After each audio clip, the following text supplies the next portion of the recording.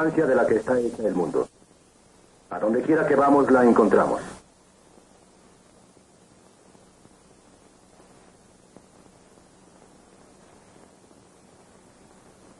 ¿Cómo la reconocemos? Ocupa espacio.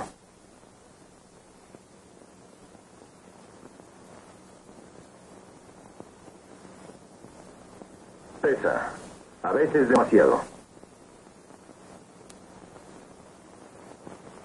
En ocasiones como el aire es tan ligera que es difícil pesarla.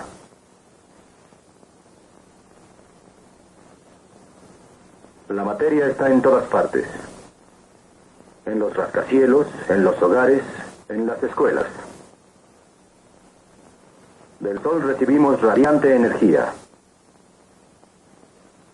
Energía que crea las cosas, que las hace moverse y transformarse, y que hace soplar al viento.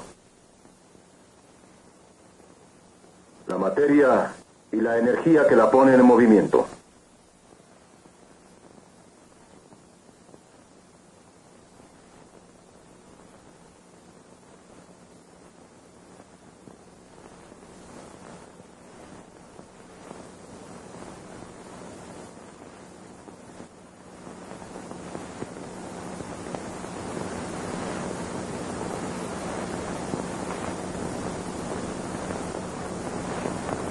Son consistentes, ¿no es cierto?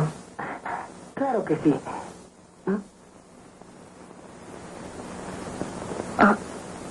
Pues claro que sí. Sigue adelante antes de que el hielo se derrita. Cuando colocas esos cubos de hielo en el agua, ¿qué obtienes? ¿Qué obtengo? Agua fría, por supuesto. ¿Sin ningún otro cambio? ¿Qué puede cambiar? El hielo es solamente agua congelada y si se derrite sigue siendo agua. ¿Y qué es el agua? El agua es un líquido. Y el hielo es un sólido. ¿Y el vapor? El vapor es un gas. Entonces el agua puede ser un sólido, un líquido o un gas. Sí, hielo, agua y vapor. Correcto. ¿Hablamos ahora científicamente? Si lo cree conveniente, ¿por qué no? Muy bien. ¿Cómo descubrirías cada cosa? ¿Se refiere al hielo, al agua y al vapor? Sí, pero examinemos las diversas formas de su material. Puede decir materia. Así lo estudié en el colegio. Me alegra que lo recuerdes. Describe las 3 formas de la materia. Necesitaré que usted me ayude. Seamos prácticos y experimentemos en lugar de teorizar. Sí, pero entonces necesitaremos cubos nuevos. Espera. Conserva esos y utiliza otros. Usted ordena.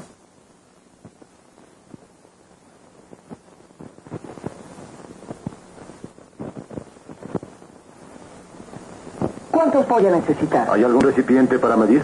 Hay uno muy grande en alguna parte.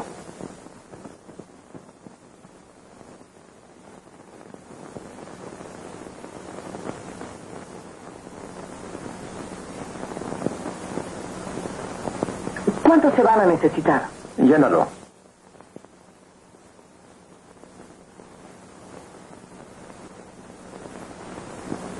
Pon a hervir agua en una tetera mientras charlamos. Está bien.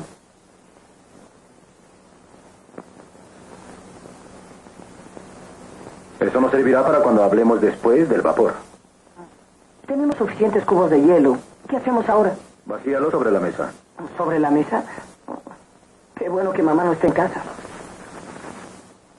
¿Qué piensas que sea evidente en cualquier materia sólida? ¿En cualquier sólido? Bueno, aparte de que están fríos, del color y otras cosas, estos cubos de hielo... puedo decir que los cubos de hielo tienen forma. Como todos los sólidos, tienen su propia forma. Y también ocupan espacio en el recipiente. ¿Y cómo ocupan más espacio? ¿Sobre la mesa o no? Donde quiera, son del mismo tamaño. Dentro del recipiente o sobre la mesa. Entonces un sólido tiene tamaño y forma propios. Sí, y forma propia. Entonces, ¿eso es verdad en cualquier sólido? Sí, en cualquiera, ya sea hierro, cristal o madera. Entiendo. Tamaño y forma propios. Exacto. Ahora, respecto a los líquidos, ¿qué está pasando con nuestra charola de cubos de hielo?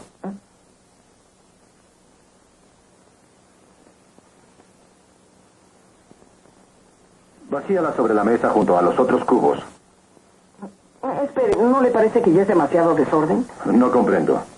Los cubos de hielo se han convertido en agua y se nos va a derramar. Viértela entonces en el recipiente de medir.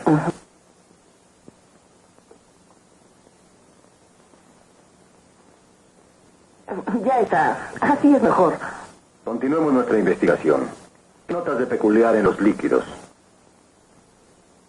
Que se derraman. ¿Pero por qué el agua y no los cubos de hielo? Porque el agua es líquido. Eso no es muy científico, ¿no es verdad?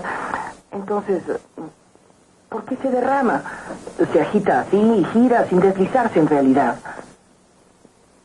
Corre dentro del recipiente. ¿Y qué pasará si lo viertes sobre la mesa? Se derramará y correrá sobre el piso. ¿Y qué me dices del agua que está en la tetera? Que toma la forma de la tetera.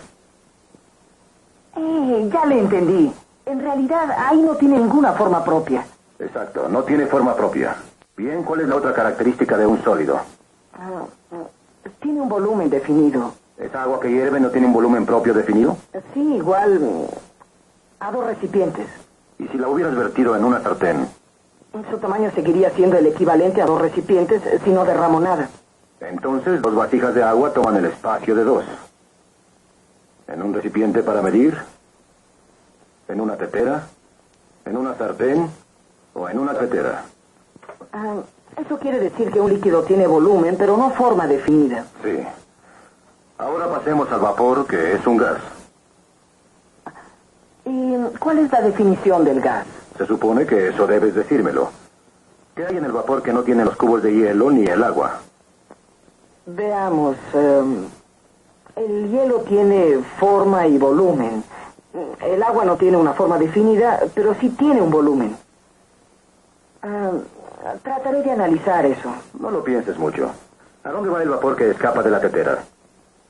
Se difunde en el aire de la habitación, ¿no es cierto? Si se difunde en el aire, es porque no tiene forma propia. Correcto. Carece de forma igual que el agua. Y se extiende o difunde en esta habitación, o en una caldera, o donde esté. Bien, y respecto al volumen. Si tiende a difundirse en el aire, es porque no tiene un volumen propio. Muy bien. Un gas no tiene volumen definido o forma propia. Ahí tienes las 3 características de la materia. Creo que lo entendí bien. Un sólido...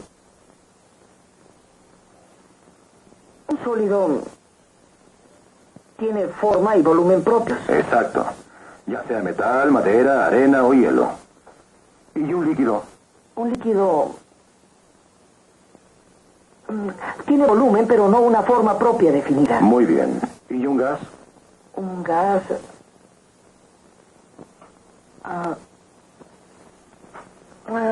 un gas no tiene volumen ni forma propia definida. Eso es.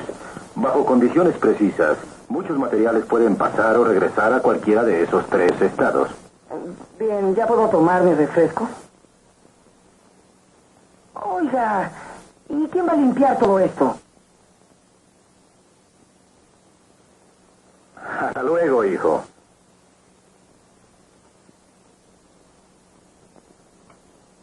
¿Qué determina la apariencia y forma del agua y la de miles de otros materiales en el mundo que nos rodea?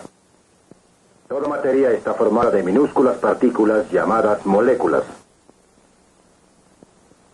Hay un espacio entre las moléculas y éstas están siempre en movimiento. También se atraen unas a otras. Y justamente el espacio entre las moléculas y la velocidad a que se mueven es lo que determina la forma de la materia como un sólido, un líquido o un gas. Aún en un fragmento de hielo, el estado sólido del agua, las moléculas se mueven continuamente. Si pudiéramos ver las moléculas del agua congelada, apreciaríamos su constante movimiento, aunque este fuera muy lento. Asimismo, las veríamos muy próximas unas de otras debido a su atracción. Pero con un poco de energía calorífera se aceleran, y a mayor velocidad, las moléculas se golpearán cada vez con más fuerza. Unas a otras se empujarán, debilitando la atracción que las mantenía unidas. Ahora se mueven más libremente en todas direcciones y el hielo se convierte en agua, un líquido. Agréguese más energía calorífera y las moléculas seguirán aumentando su velocidad, golpeándose con más fuerza y apartándose cada vez más unas de otras. La mayor distancia entre ellas debilita también su atracción. Ahora, el agua la llamamos gas, vapor. Cuando la energía calorífera es suficiente para hervir el agua, las moléculas se mueven más y más a prisa, golpeándose y apartándose, al grado de formar burbujas de vapor dentro del recipiente. Estas moléculas de vapor de agua se elevan hasta escapar de la superficie líquida y esparcirse en el aire. Ahora el vapor del agua en forma de gas es invisible. La nube que vemos elevarse de la superficie del agua que hierve es vapor listo para empezar a condensarse en el aire fresco. Cuando el vapor de agua tropieza con un objeto más frío, las moléculas descienden. Se acercan más unas a otras hasta que finalmente vuelven a convertirse en agua. Conforme descienden, las moléculas van perdiendo energía.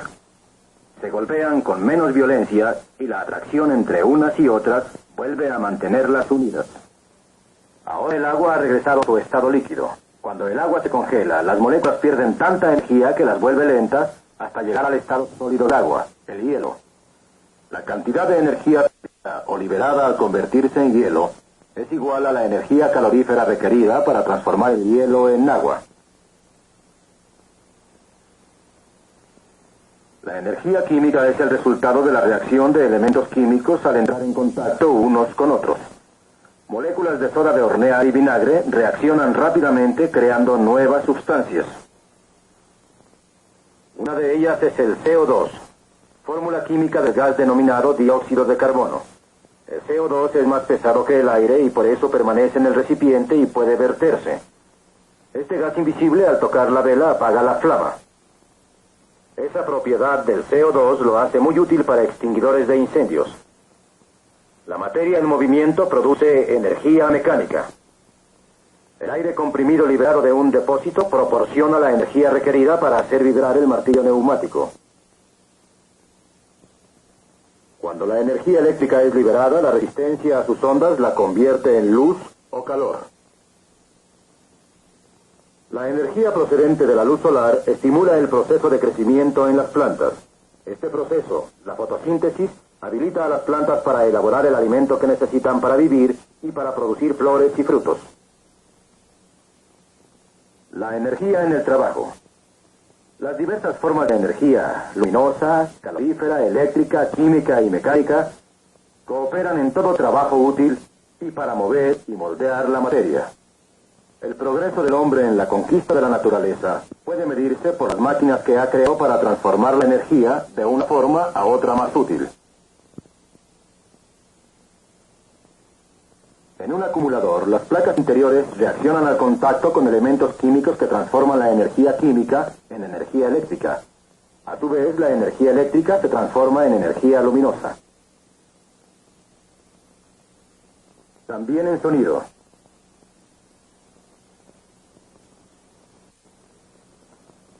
Y por medio de la marcha se transforma en energía mecánica.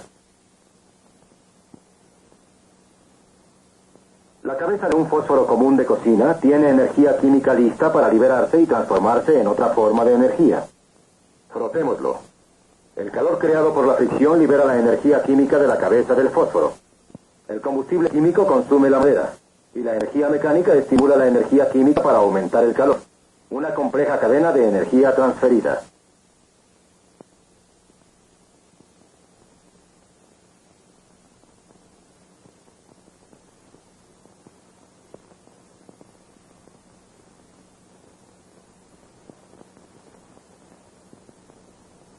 Y hoy en día, la reacción en cadena de los átomos libera tan vasta energía que crea un gravísimo problema para la humanidad.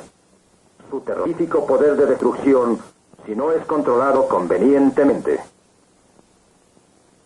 ¿Cómo utilizaremos ese poder? ¿Cómo lo transformaremos en energía útil al hombre? Una tremenda fuente de energía ha surgido de nuestro creciente conocimiento de la estructura atómica. En la actualidad desarrollamos el uso de combustibles atómicos en gigantescos reactores. Penetramos en la vida íntima de la molécula y del átomo para descubrir nuevos factores sobre la naturaleza de nuestro mundo. Es decir, sobre la energía y la materia que lo ponen en movimiento.